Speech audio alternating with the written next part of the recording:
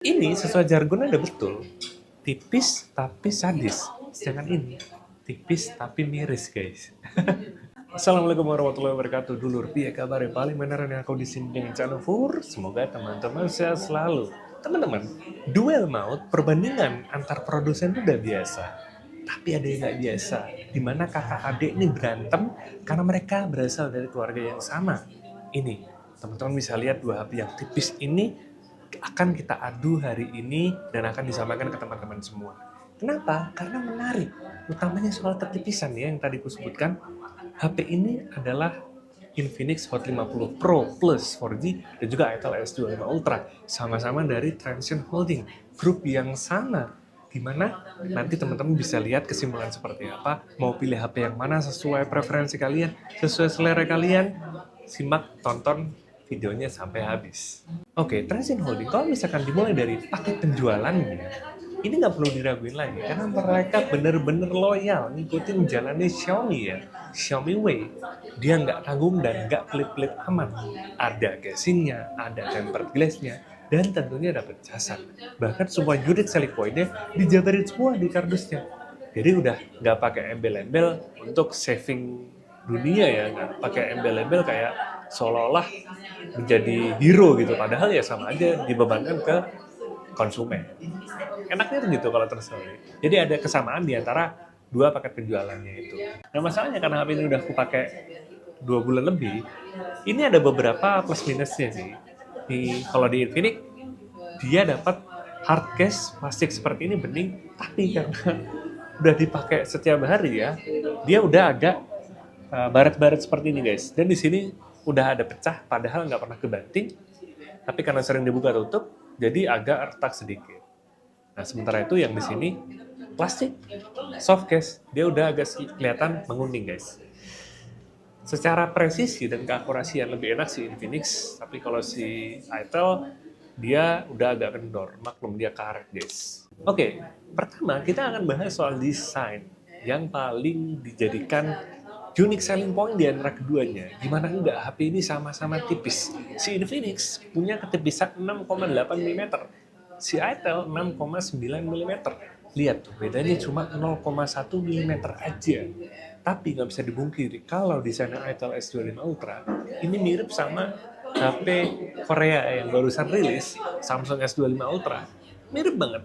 Dan kerennya dia udah bisa rilis duluan di bulan November 2024. Samsung kecolongan gak nih? Nah, beda dengan si Infinix, dia yang model desainnya fresh, nggak ngikutin yang lain, dan udah punya ciri khas sendiri ya, dimana dia bump kameranya mengotak seperti ini, agak-agak rounded gitu, dan di sekelilingnya ada kayak mirip-mirip Oppo Reno ya, Oppo Reno 12, iya Oppo Reno 12 seperti ini. Nah, kalau misalkan dilihat dari segi backdoor, ini agak ragu-ragu aku guys, antara mau milih yang Infinix atau yang Itel, karena dua-duanya sama-sama bagus. Sama-sama bahannya polikarbonat, aka plastik. Tapi yang lebih premium adalah yang ini, karena dia materialnya kayak seolah-olah ada butiran-butirannya itu guys. Walaupun dia nggak kasar ya, tetap licin seperti ini, dan dia bahannya doff. Sedangkan kalau yang si Ital ini, gimana ya, dia tuh ada dual tone, tapi gampang banget sidik jarinya nempel. Dan ini baru nyadar aku bahwa ada sedikit jamur di sini, di bawah sini ya, di pojok kanan. Padahal aku sering banget pakai casingnya kemana-mana. Kalau si Infinix sih aman-aman aja, untuk bodinya nggak ada jamur atau apa. Dan memang lebih kelihatan premium di Infinix ini guys. Nah, kedua HP ini sama-sama ringan. Kalau si Infinix 162 gram, ini cuma selisih 1 gram aja, 163 gram. Yang mana itu sangat-sangat ringan. Saking ringannya, beberapa kali hampir kepleset guys. Hampir jatuh. Nggak pakai casing aja udah tipis, apalagi kita pakaiin casing. Masih kerasa tipisnya. Tapi tetap harus dipakai ya casingnya, karena tadi selicin itu. Untuk build quality di Infinix, dia terasa lebih kokoh dan padat ya, dibandingin si Itel yang kerasa kayak HP murah. Walaupun looks-nya looks flagship ya, tapi memang nggak bisa dipungkiri dia build quality-nya tidak sebaik si Infinix. Tadi aja sebagai buktinya ya jamur ini belum apa-apa udah kelihatan satu titik yang ada di sini guys. Sayang sekali. Untuk secara tampilan keduanya sama aja. Di bawah ada SIM card ya, SIM card slot. Yang keduanya sama-sama hybrid. Nggak bisa ditambahin triple slot ya. Ada Type-C dan ada lubang speaker. Tapi kalau di Infinix ini ada 4 lubang, sedangkan yang ada di Itel cuma 2 lubang aja. Samping kanan sama-sama ada tombol volume dan power up, power down. Atas ada speaker di Infinix ya, dia dual stereo speaker dan dia dual mikrofon guys. Tuh, sedangkan di Itel dia cuma satu doang untuk lubang mikrofonnya. Sebelah kiri nggak ada apa-apa. Dan harus disadari kalau HP ini nggak ada audio jack-nya. Dua-duanya nggak ada, jadi harus pakai TWS. Nah lanjut ke layar, kedua HP ini dua-duanya sama-sama dikasih panel AMOLED. Panel yang paling bagus dibandingkan dengan IPS. Bayangin kelas 2 jutaan, ya, dia dikasih layar yang setara mid-range, bahkan setara flagship. Dia juga sudah 120 Hz. Cuma setelah aku coba, di Itel ini masih ada bug. Ini yang memang bug atau memang sengaja di limit 120 Hz-nya ini nggak bisa di aplikasi lain, utamanya adalah sosmed. Dia cuma bisa di pengaturan aja. Ketika di scroll, dia cuma bisa jalan 120 Hz di sini. Kalau di aplikasi sosmed nggak bisa. Sedangkan di Infinix dia bisa guys. Jadi sangat-sangat berfungsi gitu, nggak cuma gimmick 120 Hz-nya. Yang bikin enak lagi, bezelnya tipis dan juga curve screen seperti ini. Jadi makin kelihatan menipu untuk para masyarakat ya. Kelihatan kayak HP mahal padahal HP ini adalah HP yang murah guys. Layar kedua HP ini tuh sebenarnya sama-sama di Full HD Plus ya. Tapi sayangnya pada saat aku cek di YouTube, si Infinix sih bisa up sampai 1440p, sedangkan si Itel ini cuma 720p. Sayang banget, padahal spesifikasi lainnya sama. Aku juga bingung, nggak cuma di satu video, di video lain pun sama. Ini kenapa nih Itel nih? Itu juga jadi tanda tanya besar. Harusnya sih nggak ada pengaruhnya. Apakah karena pengaruh software? Harusnya enggak ya guys. Nah tadi kan ada resiko untuk jatuh karena licin. Jangan khawatir karena keduanya sama-sama dikasih proteksi Corning Gorilla Glass. Cuma yang lebih unggul adalah si Itel, dia sudah seri yang 7i. 7i ya. Sedangkan untuk yang di Infinix dia nggak ada serinya ya. Jadi cuma tulisan Corning Gorilla Glass aja. Nah, makanya itu disediain tempered glass. Tapi aku nggak pakai keduanya karena itu mengurangi sensitivitas layar. Ini salah satu kekurangan seandainya ada tempered glass yang murah seperti di paket penjualannya, tapi tadi guys, sensitivitasnya berkurang. Makanya aku lebih suka dicopot dan dia bisa multitouch keduanya 10 jari seperti ini guys. Untuk feel grip-nya aku lebih suka si Itel karena dia nggak terlalu tipis dan juga dia casingnya adalah soft case. Soft case itu nggak licin ketimbang yang hard case, ya. Dan apa namanya?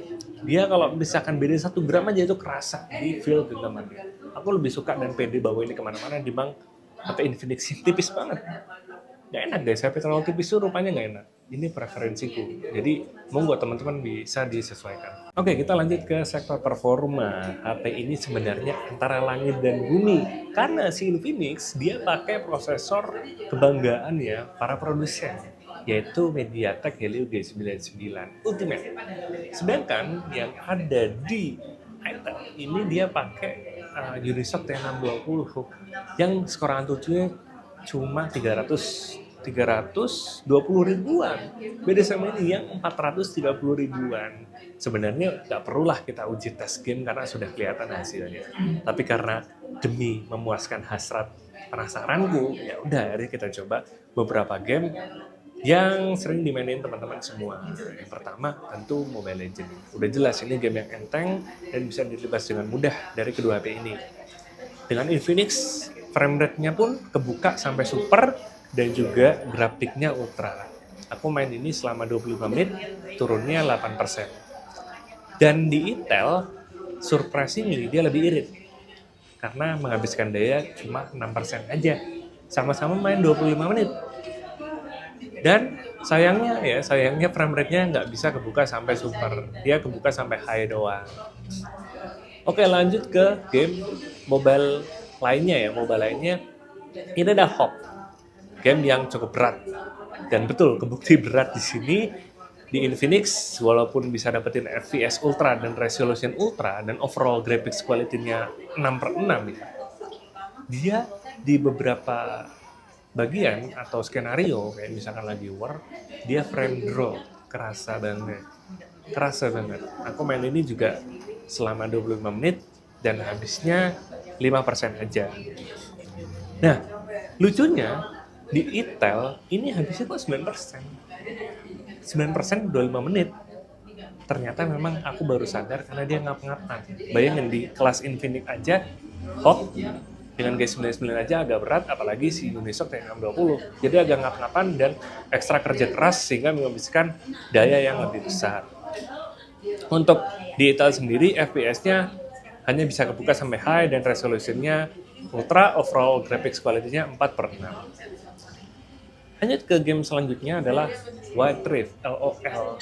Yang kerennya adalah game ini bisa dilibas lancar jaya ya di antara kedua HP ini.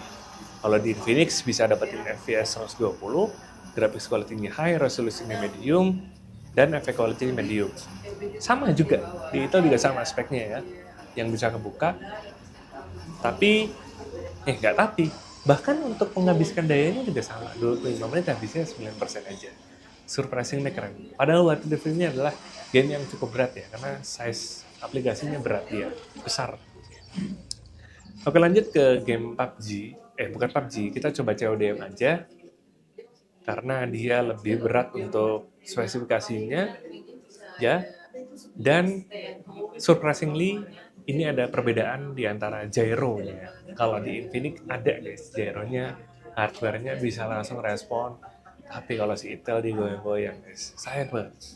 Dia nggak bisa presisi dan delay ya. Jadi buat para gamer harus hati-hati pertimbangin ya. Karena tadi gyro-nya software dan juga nggak ada audio jack buat langsung real time dengerin suara tapak kaki guys. Pasti teman-teman ngerti lah kalau main game-game seperti ini. Nah kalau di CODM bahkan grafiknya bisa dapat medium, frame rate-nya high, terus sama seperti yang di Idle juga demikian. Hard disk-nya baterai juga sama, 8% main selama 25 menit. Tapi kerasa banget memang betul bedanya ketika aku coba main game di keduanya nih, main game CODM. Kerasa banget smooth gitu loh ketika rendering karena dia open world ya, open map-nya terlalu luas. Renderingnya cepet. Kalau di yang si Infinix beda sama si Intel, dia lama banget dan nge-lag patah-patah seperti itu guys. Lanjut ke sektor baterai, teman-teman harus tahu walaupun tipis dia udah dibekali 5000 mAh dan surprisingly untuk daya screen time harian sama-sama mirip yaitu kisaran 5 jam. Ya bangsa 5 jam 10 menit, 5 jam 15 menit sama aja. Sama-sama standar lah ya untuk penggunaan harian. Mau main game sama main sosmed juga sama-sama aja 5 jamannya. Cuma yang beda adalah di pengecasannya. Kalau di paket penjualan si Infinix dapat 33 watt. Sedangkan si Intel cuma 18 watt guys. Sangat-sangat pelit guys. Itu berpengaruh sama tingkat kecepatannya. Kalau si Intel ngecasnya 2 jam guys. 2 jam lebih bayangin coba. Beda sama si Infinix yang cuma 1 jam 17 menit. Zaman sekarang 2025 ngecas sampai 2 jam nih. Tinggal tidur guys. Jadi bener-bener kerasa banget. Dan kerennya lagi adalah di UI-nya itu kita bisa setting kalau di Infinix antara hypercharge, smart, dan juga low temperature. Sedangkan si Intel nggak ada. Sayang sekali. Nah itu pengaruh akhirnya terhadap experience-ku memakai OS ini. Karena sebenarnya mereka sama-sama aja kok. Mau itu XOS atau Intel OS, sama-sama aja mirip. Karena dia sama-sama tradisional dia. Cuma tadi dengan perbedaan untuk ubah mode di pengecasan awal itu pengaruh banget kita ke penggunaan sehari-hari. Nah untuk experience selanjutnya ini soal penangkapan sinyal. Keduanya sama-sama bagus kok, nggak ada masalah. Ya sudah jelas nggak ada masalah. Kalau misal dibanding sama Samsung itu akan beda. Tapi kalau ini sama-sama enak. Terus selanjutnya kalau misal ngetik gimana? Ketiknya sebenarnya dua-duanya ada haptic feedback. Cuma kerasa banget antara yang mendingan sama yang murahan. Si Itel ini, dia getarnya terlalu kasar guys. Emang ada, cuma malah risih di tangan gitu, saking strongnya. Dan sayangnya nggak bisa disetting sensitivitasnya. Sedangkan di Infinix ya so-so ya, mau dibilang bagus enggak, mau dibilang jelek juga enggak. Nah karena ini layarnya AMOLED, enak banget buat experience kita ketika kita buka lock screen pakai in-display fingerprint. Yang kalau di Infinix dia cepet guys. Set. Nah kalau di Intel ini juga cepet. Set. Cepet ya guys. Ya coba lagi ya. Tuh, cepat. Keduanya sama-sama cepat. Pun demikian ketika kita unlock screen ya, pakai muka kita. Lock screen cukup cepat sekali tuh. Langsung ngebuka seperti ini guys. Bahkan di kondisi muka kita yang jauh seperti ini, ya, dia bisa langsung ngebuka aplikasinya, menuju ke home ya. Benar-benar luar biasa dan gak nyangka di kelas segini bisa dapet sensorik yang sangat-sangat sensitif. Nah lanjut ke speaker, di Infinix ini sudah double stereo speaker tadi yang aku bahas ya. Lubangnya aja ada 2 dan dia juga sudah dual mikrofon. Secara experience sehari-hari ya tambah nyaman, tambah enak. Beda sama si Ital yang cuma 1 doang guys. Selain itu ya tadi nggak ada audio jacknya.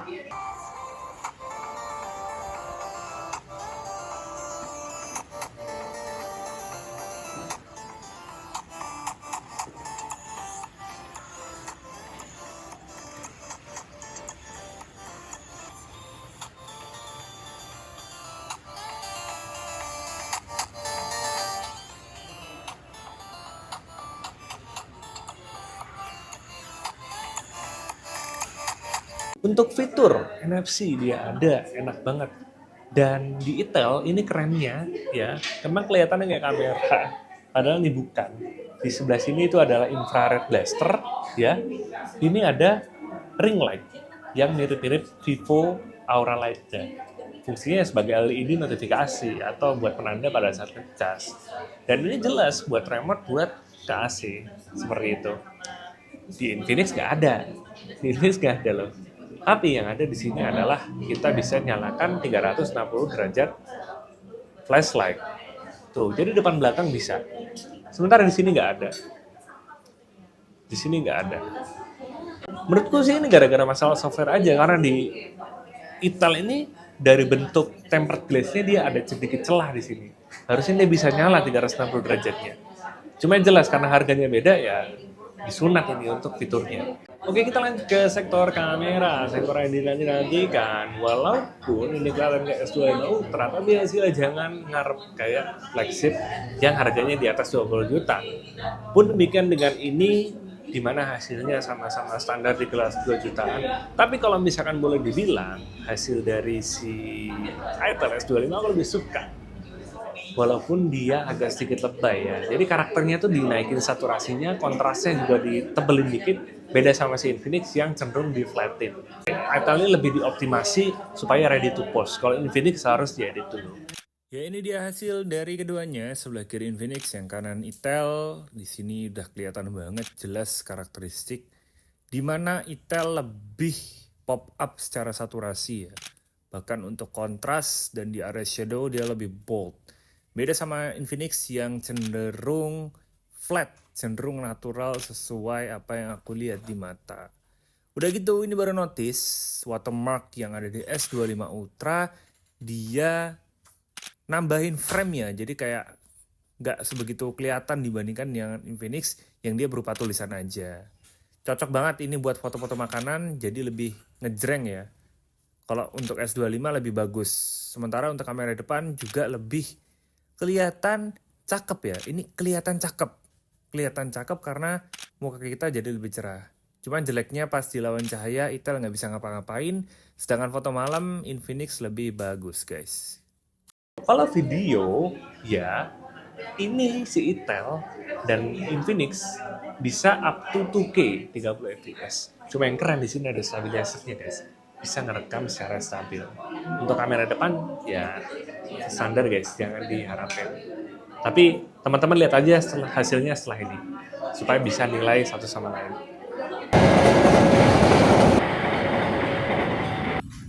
Oke guys, sekarang kita mau coba jalan. Udah bisa dilihat perbandingannya. Kalau yang Infinix dia stabil, beda sama si itu yang goyang-goyang guys. Ini sama-sama resolusinya 1080 ya. Ini kondisi yang cukup gelap. Kita coba naik tangga. Dari sini aja udah jelas banget ya. Infinix lebih unggul. Dari segi warnanya juga lebih bagus di Infinix.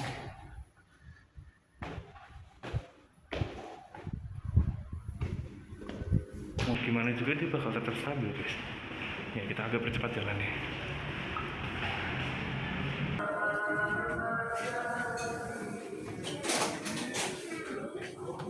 Soke Pak Soto.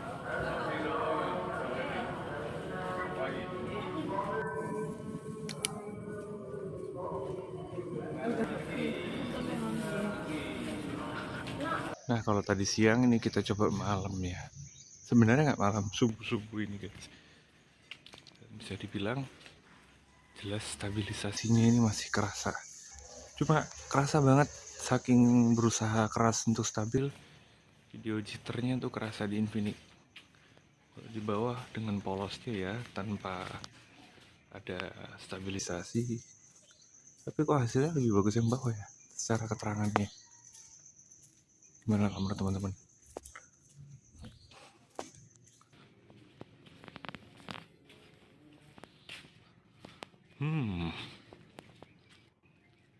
Dari segi warna juga beda. Kenapa yang Italnya pucat?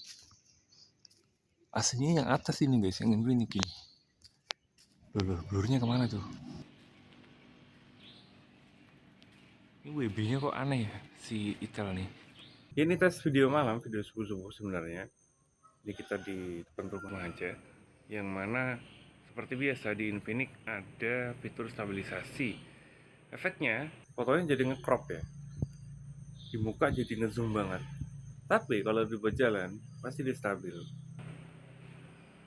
Bandingkan yang bawah. Sebenarnya nggak begitu kelihatan. Oh iya, ternyata yang bawah goyang-goyang guys. Dan kalau dihadapkan pada cahaya, sama aja sih. Sama aja. Memang kalau malam nih, produsen HP agak berat ngangkat kualitasnya di harga segini. Guys, ini luar biasa. Dua-duanya ada fitur dual video, mau di Infinix maupun di Itel. Jadi kita bisa nge-preview, bisa nge-vlog kayak gini, ya. Cuma teman-teman bisa langsung lihat bedanya. Ini pas kita lawan cahaya. Kalau di sini kelihatan yang Infinix lebih bagus ya buat ngangkat shadow. Kalau di Itel mukanya jadi hitam guys. Ini ya. Oke.